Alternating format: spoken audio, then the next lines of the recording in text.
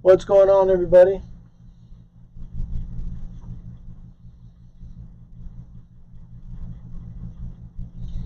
To share. Can you do that?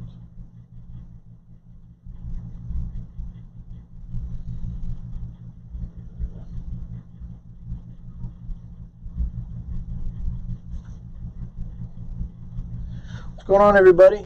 Got a iPhone XS Max right here with a broken screen, and we're gonna do this baby right now. This is, I believe this is not the original screen. So usually when you don't have the original screen, it comes off a lot easier. I'm not gonna use this than the original. So let's see. We got the broken glass, so that makes a little suction cup a little more difficult. Let's see what's going on here. Yeah, we'll give it a little heat on our thermal pad there.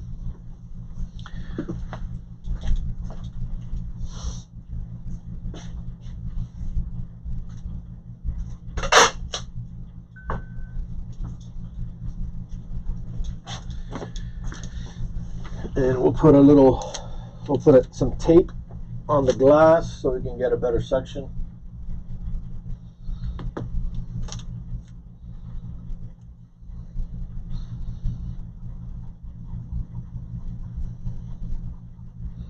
See if we can get a little suction out of this.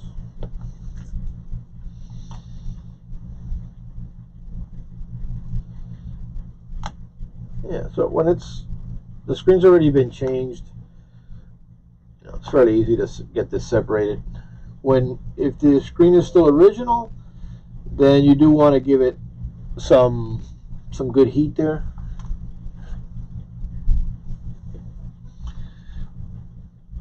So we're pretty good here. This screen supposedly, I think I've done this screen I think we did this screen here. So we do use the seals. Let's see. Be right back. Probably got FedEx, UPS, or something there. FedEx, Amazon.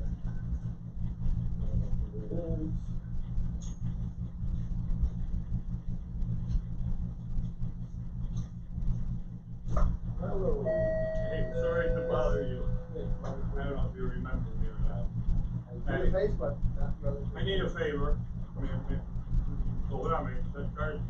I bought this one Cerave, and I used it once, and now it's locked. It says read only, and I can't unlock it. Now we're in the middle of a bunch of things.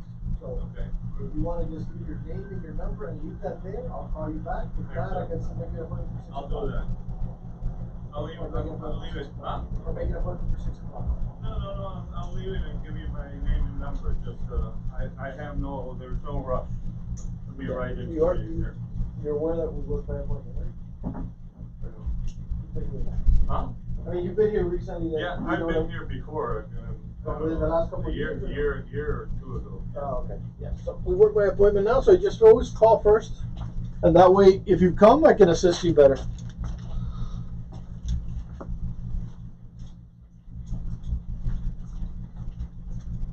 What I'll do is just leave you my name and number, and whenever if you unlock it, just give me a call. There's going to be a minimum of $50 charge for that. If it can be done. $50. Yeah. So that way we can save ourselves the trouble. But it's worth it, so I'll return it and get it on with. Thanks, man. I appreciate it. Sorry to bother you. Yep, no problem. All right. Yep.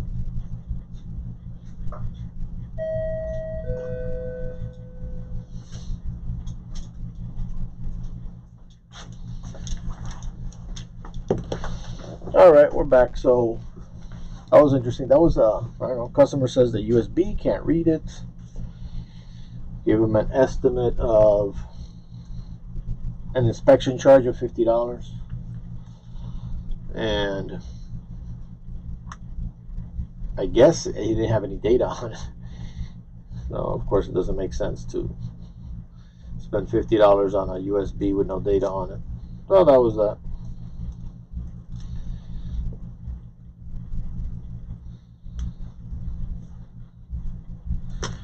So I'm working now by appointment, which is a little weird because we are a retail store. But during the pandemic, since we couldn't have 2-3 people in at a time, social distancing, all that kind of stuff, we could only help one customer at a time. First, we would have, the customer kind of add 2 chairs, and then I set some chairs outside. People would wait outside because the waiting area there, front counter, is small. So with 6 feet, and once you had 2 people, that was pretty much it. Everything else was outside the door. So little by little, it started evolving, and I realized that, a lot of the time in the day was spent on things that, basically spinning wheels, things that we didn't do, or like, for example, that right there. If somebody calls and says, I got a USB, I can't read it, it's a $50 minimum charge, boom, end of conversation. The guy just go buy another one and that's it. So we save ourselves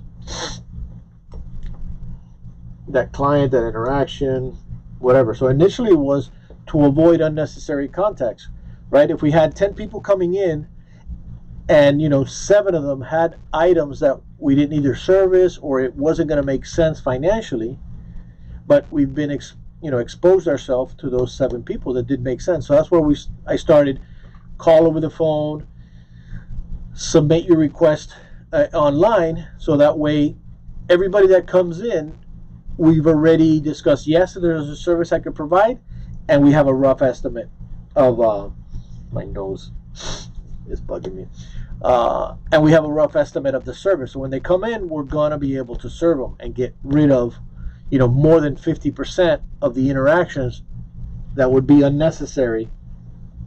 Again, that was due to COVID. But there I realized, hey, we're spending a lot of time talking to people, seeing people, all that stuff for stuff that we can't do, don't do, can't charge for.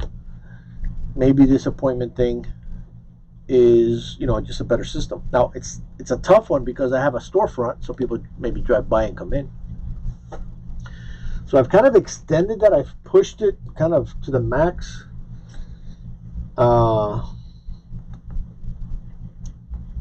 Financially, really, it's still not, we're not better off financially for it at the moment.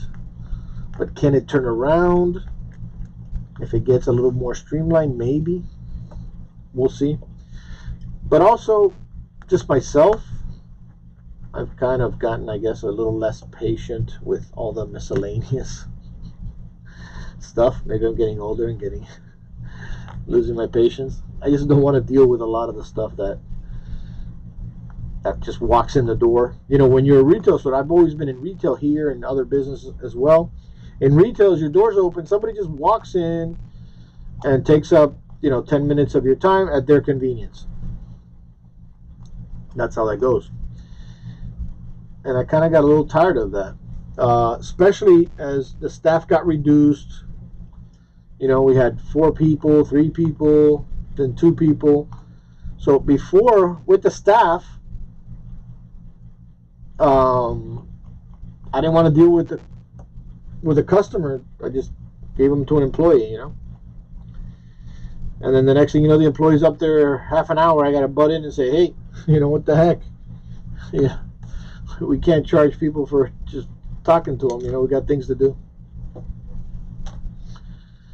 So working by appointment. That also, forced me to make an appointment system, which is what I didn't have that. So even before, if I would have a customer say, can you give me an estimate over the phone? I didn't have that set up like that. I would tell them, no, come in. I would tell them, if you don't have the time to come in, I don't have the time to give you an estimate.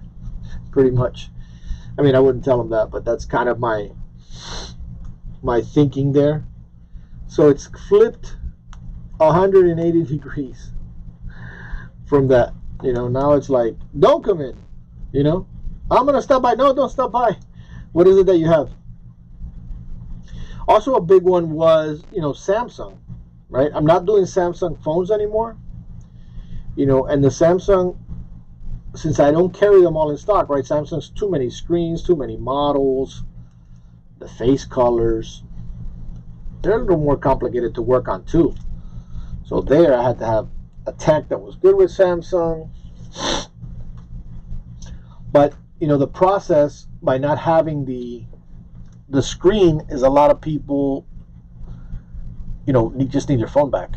You know, so our normal process would be, you know, order the screen, use local vendors that usually would ship, you know, have it here the next day. The local vendors' quality is, you know, hit and miss. You know, if I would order it from a preferred vendors, I would do, if I had to do it overnight, it's an extra $15. So the time wise, you know, you come in, your phone is ready, you know, for tomorrow. People don't want to spend the whole day without their phone. So that was a challenge. But even having the people that had the time, you know, it was still next day, they would have to come back in. I'd have to have a tech that worked on Samsung. It was just more involved, more process. So that was one of the first things that just went out the window, is just eliminated Samsung right off of the bat. And that was fine, because that way you're not working on Samsung, you're working on iPhone, which is, you know, I keep everything in stock.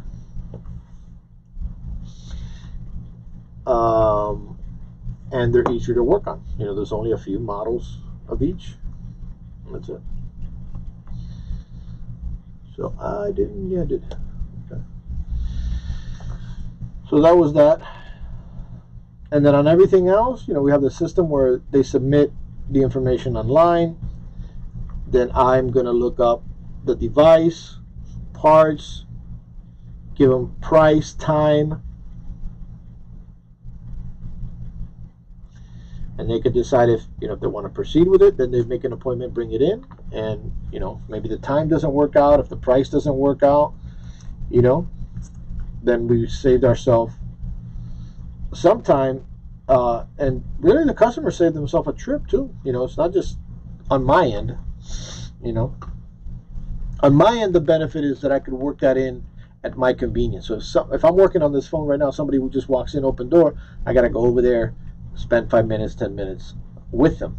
Whereas if they just submit that online, it gets submitted online, the paper's there, I finish what I'm doing, and then when I am ready for that, then I'll jump over there and do that.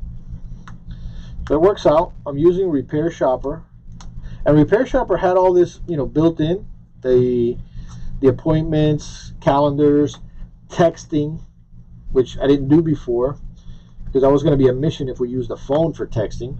But with the system texting, it's great. It works beautifully. All the information.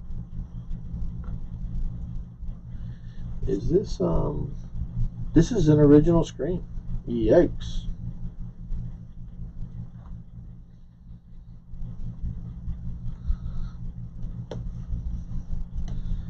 This is an original screen. Let's heat this thing up. For the ear speaker, you have there the it's got the light sensor that's glued in, so you don't want to just yank that out. So we'll heat that up, loosen it up a little bit.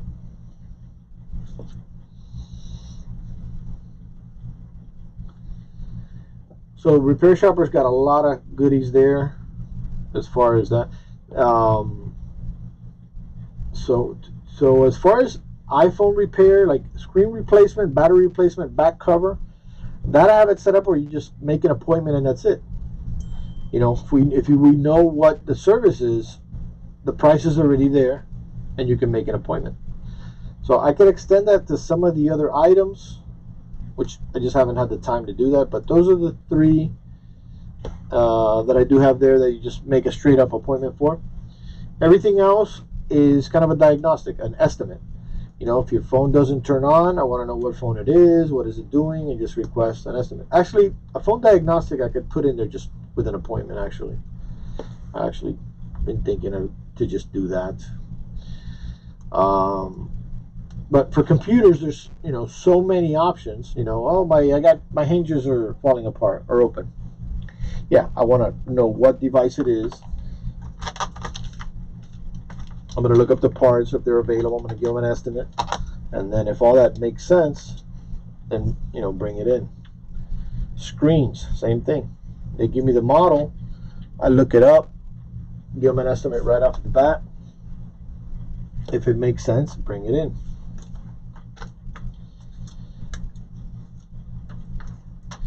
So I like the system. I need a little more tweaking to make it, more profitable. Also, okay.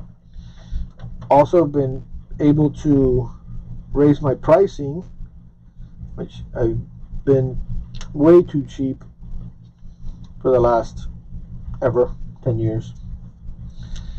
So little by little, been creeping the price up. People are paying. And then you have the inflation, which even for regular customers, but it was, $80 last time I came. Now it's more, Bite inflation, I hit them right up with that. And then that creates sometimes a little political conversation, which I don't mind getting into either. So that's that. So here we got the little seal. A lot of shops don't put the seal in.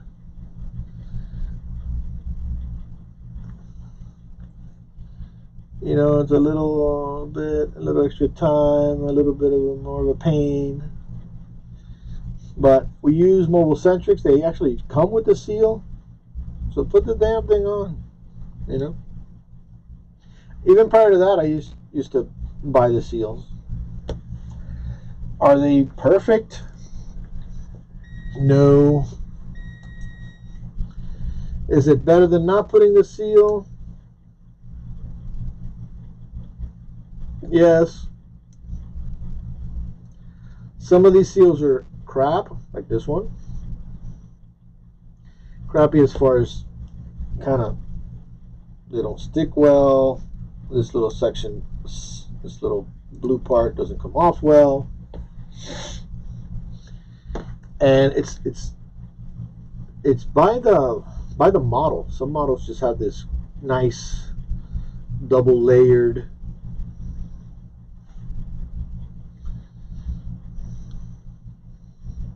kind of like a little bug in here. Come on, dog. But yeah, this is one of the cheapy ones. Not cheapy ones, but just poor quality ones. But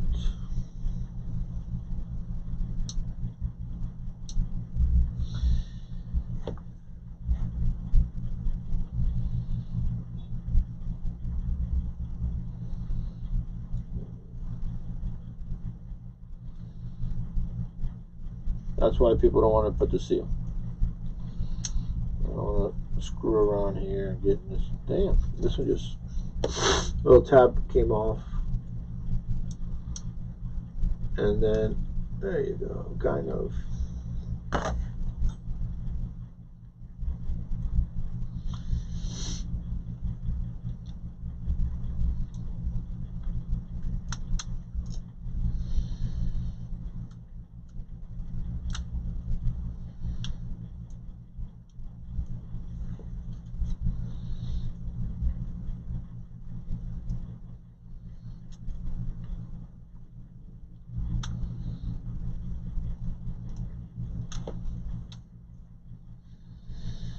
Like this here doesn't glue well, so you pull it off,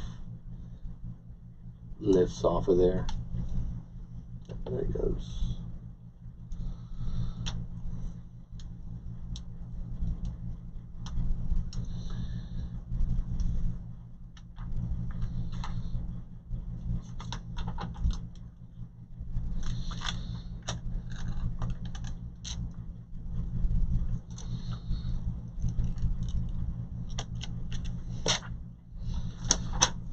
Not bad for these crappy ones.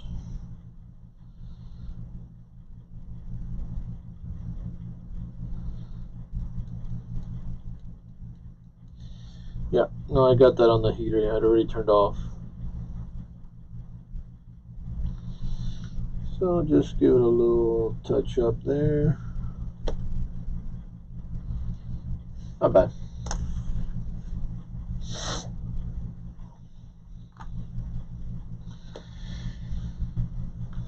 So here, bottom speaker lifts up from the bottom. The left, I just pop the camera frame up, kind of separates the what is that? The dot projector, and then try to grab the light sensor, a little tweezer, and kind of loosen it up. When it's original, yeah, this has a, you know, glues well to the front of the glass, like this one right here.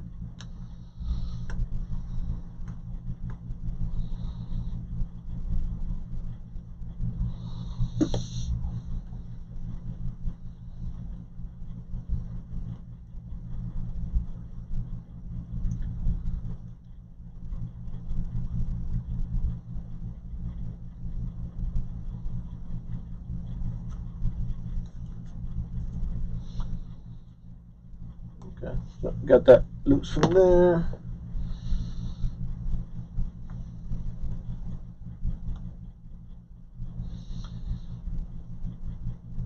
Okay, pretty good. Came up nice and clean. Got a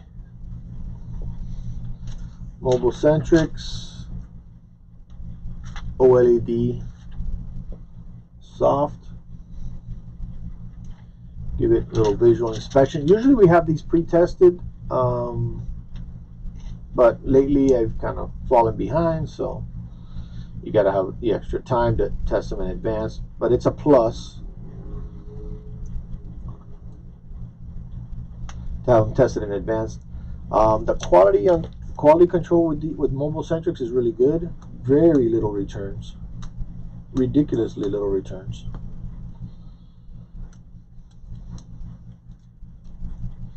So you could almost just, you know, just go straight up to an install. The chances are very low that it's going to have a problem. Also check the camera hole. Sometimes you'll have a little something in there. Make sure that's clean.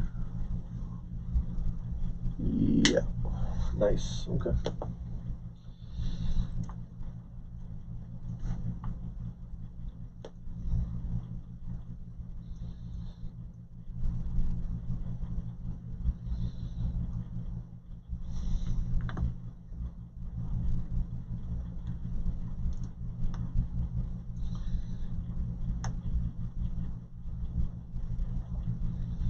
All right, nice fit.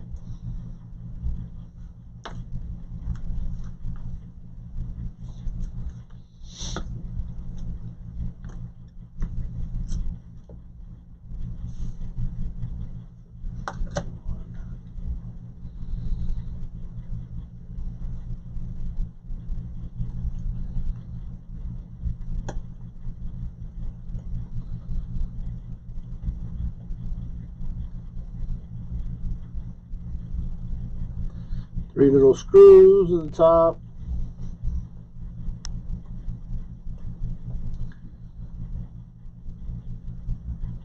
Or two little ones, one tiny one.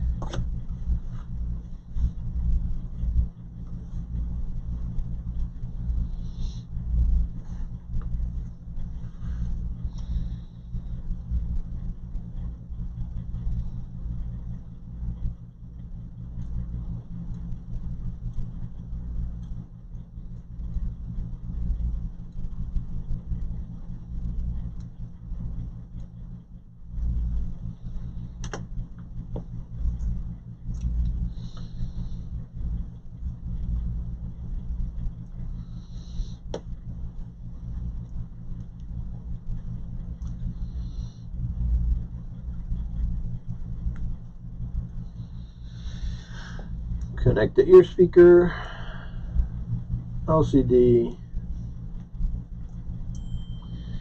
and then your battery.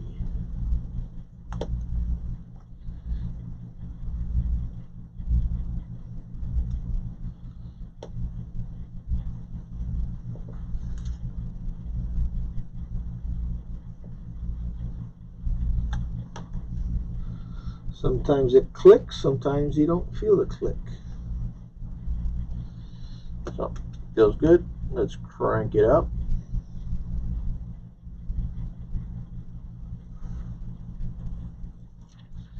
We'll give it a test, make sure everything's working before closing it up.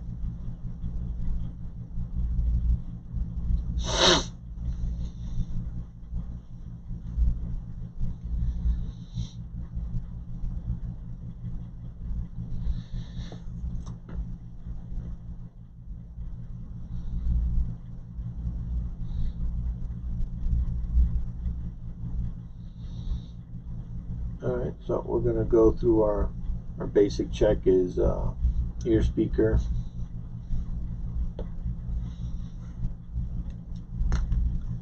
We run a full check before, then after we generally have the full check, but the main important parts to double check afterwards is the components that got swapped, you know, the ear speaker, sensor, and all that. I mean, that's pretty much it only. And then the screen. So ear speaker, proximity sensors working. This call and subsequent interactions from loudspeaker, the light sensor, right? Because those are all, you know, up here, which we swap from one to the other. Make sure that that's working and that something didn't go wrong in that process. Cameras, even though the cameras we don't mess around with, but that we check anyways. Face ID, because that is one of the sensors in the ear speaker,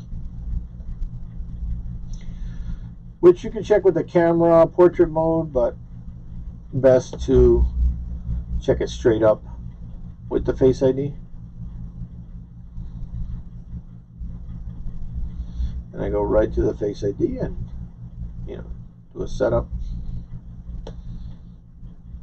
I don't go all the way, but just, you know, let it start reading, and starts reading is fine. Then I want to go to light mode. Usually I'll go to the notepad, because that'll give me a pretty solid white screen. You know, check for pixels there. And usually I'll just check it on the white. You could go to a website, LCD. You go to this site, actually Google's a white box, actually, no. Is it? No, it's in dark mode. But you can go to Pixel Test, do a search there on Google. And I mean, there's a few. The one I like to use is called lcdtech.info. So if you want to go through the different colors, you could just start test. And, you know, if you really want to do a little more complete pixel test, because you check the white, but if, you know, if there's a white or light pixel there, you might not see it. So lcdtech.info, it's a good little check for that. Then we'll do a little touch test. Just basically grab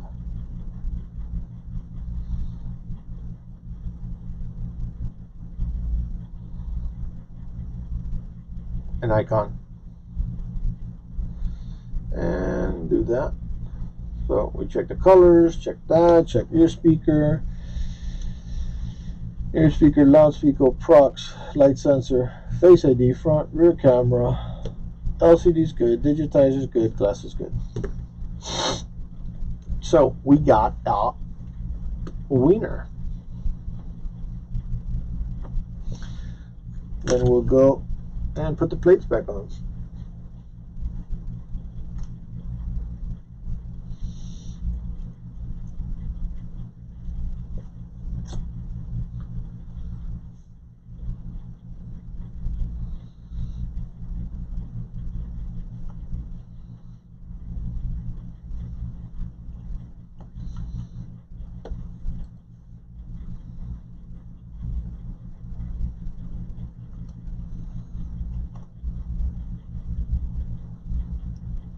that screw there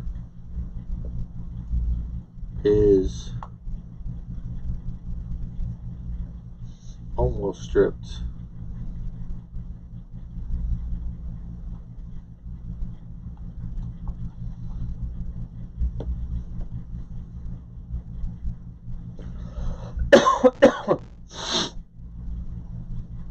And I do got somebody coming in at 3, so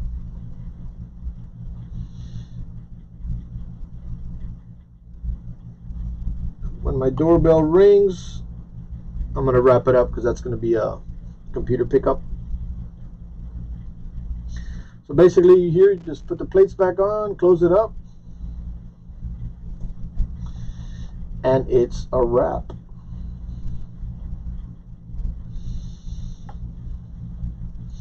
Make sure when you close it up, these flexes don't get caught. They're on the side. It's common.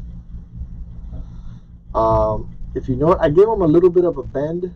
I didn't give them enough of a bend. Sometimes if you give them a little pre-bend, kind of forces them in. I gave them a little bit of a bend, but I should have bent them a little more. And depends on the phone. These XS Maxes, the flex goes all the way to that edge over there.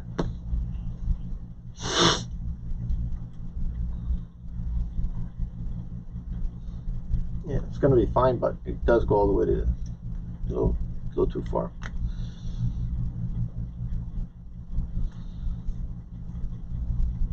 Yeah, we're good.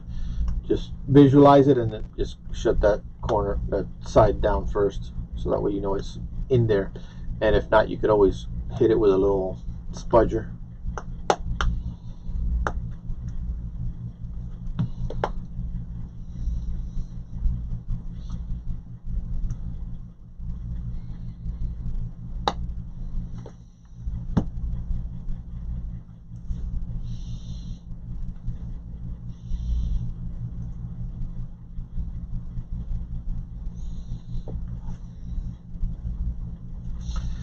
Feels good.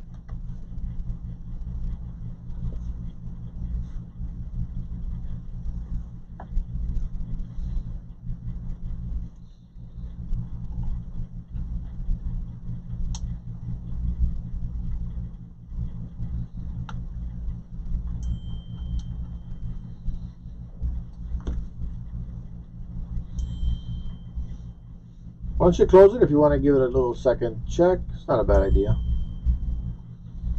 Make sure you put the password in right.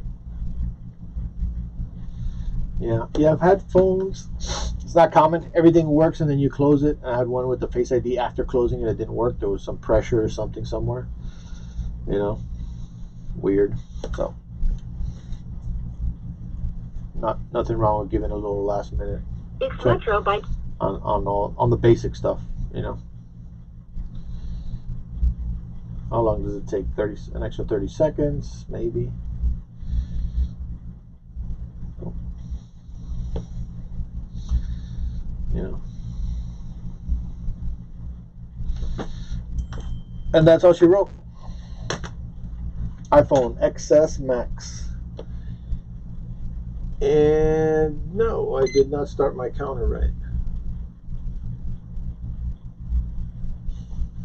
So I don't know how long that took. Whatever the video took. That's what's going on right here, right now at PC 911.